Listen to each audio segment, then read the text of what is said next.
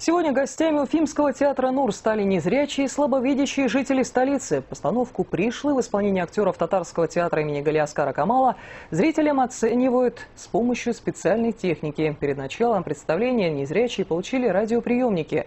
В наушниках они слышали голос тифлокомментатора, который рассказывает происходящее на сцене, описывает, как выглядят герои и их мимику. На подготовку проходит где-то нужно порядка 1 месяца, может даже больше.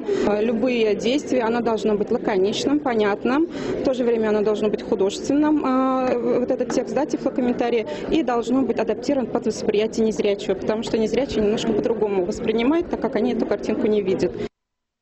В центре сюжета история советского солдата, который после Великой Отечественной войны уехал жить в Канаду, где обзавелся семьей, но смена режима на родине заставила старика задуматься о возвращении. Спектаклем смогли насладиться все зрители. Для многих это стало возможностью впервые прикоснуться к театральному искусству.